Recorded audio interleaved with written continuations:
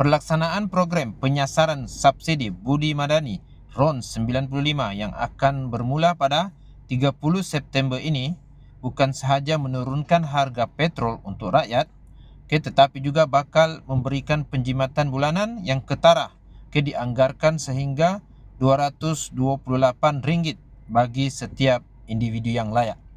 Berdasarkan senario yang dikeluarkan oleh Kementerian Keuangan ini, jumlah penjimatan ini bergantung kepada harga pasaran petrol RON 95 tanpa subsidi. Sebagai contoh, harga PAM tanpa subsidi adalah RM2.60 seliter. Jadi, seorang warga negara yang menggunakan kuota penuh 300 liter sebulan, mereka akan jimat sebanyak RM183 dalam 300 liter tersebut.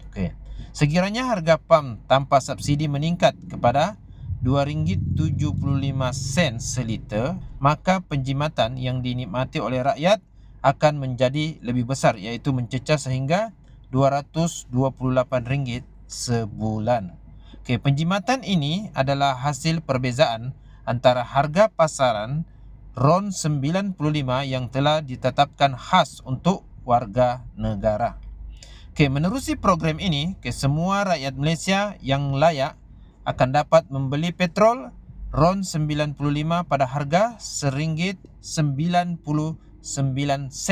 seliter.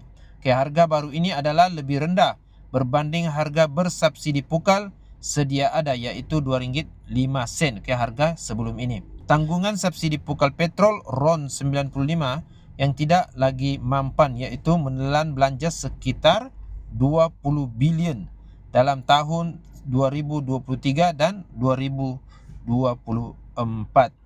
Sistem subsidi pukal sebelum ini juga mengalami ketirisan serius. Satu langkah yang bertujuan untuk membantu mengurangkan beban kos sara hidup rakyat secara langsung. Langkah penyasaran subsidi ini diambil berikutan, di mana lebih 20% dinikmati oleh golongan yang tidak layak seperti warga asing dan sektor perniagaan. Bagi memastikan manfaat ini dinikmati oleh semua rakyat Malaysia yang layak, kelayakan untuk program Budi Madani RON 95 adalah secara automatik. Anda tidak perlu mendaftar di mana-mana apps ataupun counter untuk mendapatkan Budi Madani ini, kerana ia secara otomatik. Setiap warga negara yang layak akan diberikan had kelayakan bulanan, iaitu sebanyak 300 liter.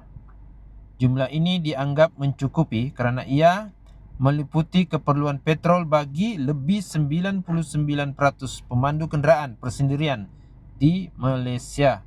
Sebagai contoh, kota 300 liter membolehkan pemandu Pro 2 Asia bergerak sejauh 340 km sehari berdasarkan 22 hari bekerja sebulan. Itu perkiraan untuk 300 liter, pergerakan 340 km sehari untuk 22 hari bekerja. Proses untuk mendapatkan subsidi ini di stesen minyak telah dipermudahkan dan tidak memerlukan sebarang pendaftaran.